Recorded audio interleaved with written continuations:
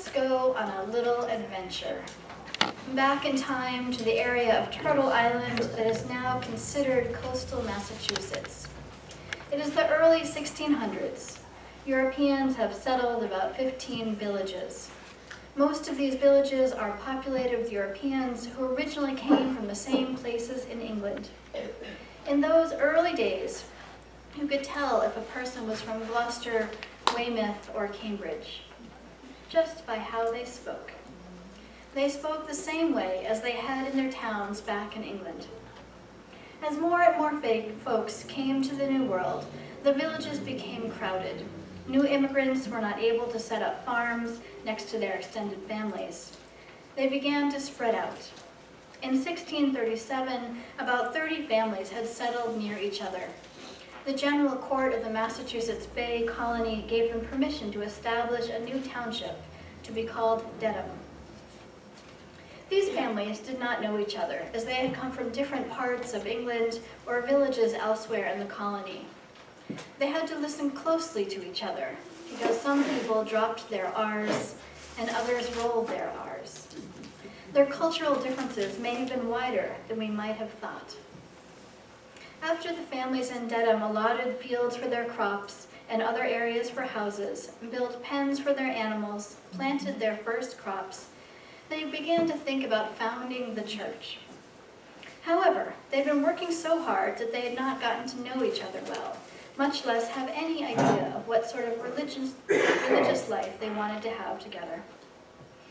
In that time, the entire town went to the same church. They knew that founding a new church was a big and important undertaking.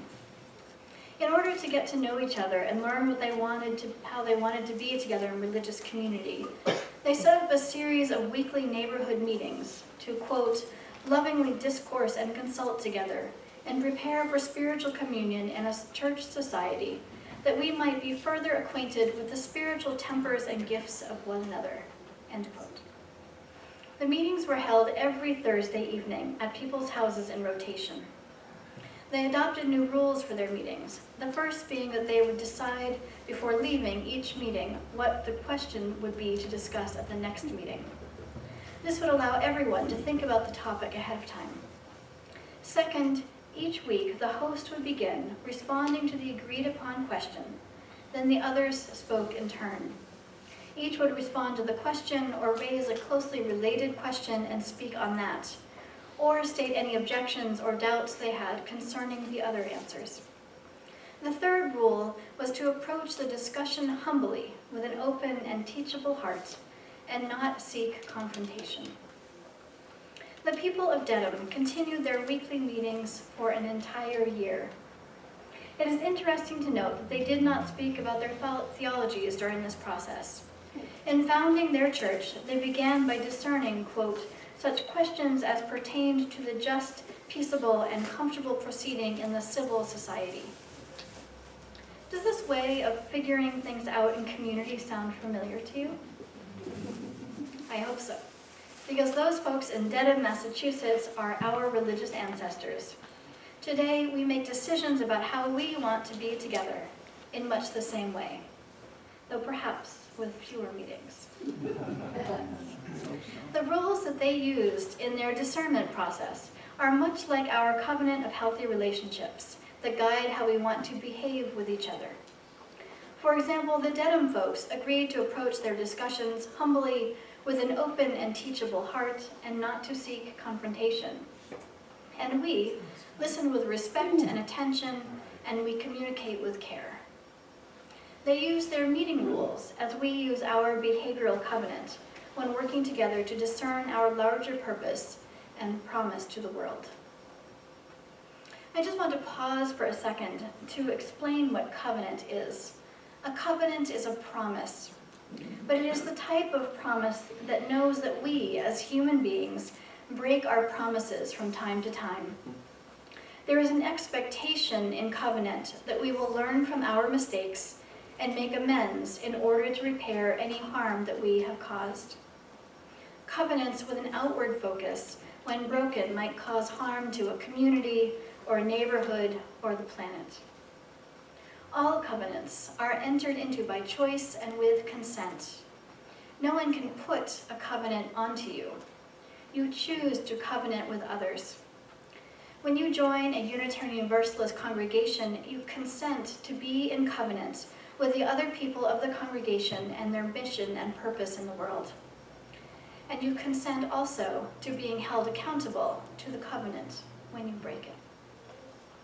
Unitarian Universalist minister Victoria Safford proposes that covenants are declarations of interdependence. She writes, "A covenant is a living, breathing aspiration made new every day. It can't be enforced by consequences, but it may be reinforced by forgiveness and by grace when we stumble, when we forget, and when we mess up." She continues, "For me, these kinds of awkward, uncomfortable conversations, this covenant work, is the interdependent web of existence happening all around us. This is what covenanting is all about, to affirm and promote acceptance of one another and encouragement to spiritual growth. It's what this can actually look and feel like." Safford concludes, "Doing this work is messy and fraught, to be sure, but ultimately, calling each other in when we fall short seems like maybe one of the most important things that we can do. And maybe, just maybe, committing to do so will give us more glimpses into those breathtaking views along the path we journey together." There are different kinds of covenants. In Unitarian Universalist congregations, we often focus on two types: behavioral covenants and missional covenants. Behavioral covenants guide how we behave interpersonally with each other, such as our covenants of healthy relationships. It is a best practice for all congregations to create and live by these types of covenants, but it is especially important for congregations that allow members to harm other members or staff or the community. Having a behavioral covenant that everyone has agreed to follow helps a congregation, when needed, hold people accountable to harm that they have caused. When I first arrived here 5 years ago, I was told by a couple of people that the congregation used the previous covenant as a battering ram. There was fear and concern that it would be used in such ways again. Covenants of good behavior are not created and used to harm people.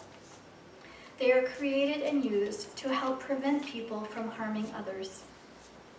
They are used to hold people accountable to their actions when they harm others. They are used to keep a community from being harmed from within. Think about this for a minute. Accountability feels like an attack when you are not ready to acknowledge how your behavior harms others. Accountability feels like an attack when you are not ready to acknowledge how your behavior harms others. The reason that a person might feel attacked by a behavioral covenant is because they are not ready to acknowledge the harm that they are inflicting upon others. My hope and my prayer for those who have felt attacked by a covenant is to someday own and learn from the mistakes and to do the internal growth work in order to consent to being in covenant again. We've come a long way in 5 years. I have not heard anyone mention their misgivings about the covenant in quite a long time. Last year, you created and voted on a new covenant of healthy relationships, one that was developed during a time of stability. There was plenty of time to discuss and explore how we truly wanted to be together. Be proud of the deep relational work that you have done. As Victoria Safford said, doing this work is messy and fraught, to be sure, but ultimately, calling each other in when we fall short seems like the most important calls that we can make. Now let us turn our attention to missional or aspirational covenants. Some like to use the words aspirational covenant, but I like the term missional because it reminds me of our greater purpose, of our mission as a religious community in the wider world. These types of covenants are very different from behavioral covenant. A missional covenant is a promise that a religious community makes together, but instead of guiding our interpersonal relationships, it guides how we want to be together out in the wider world, outside of these walls, outside of this congregation.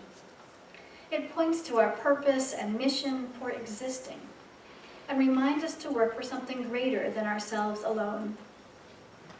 A missional covenant is our promise to do the work in the world to which we are committed for the greater good.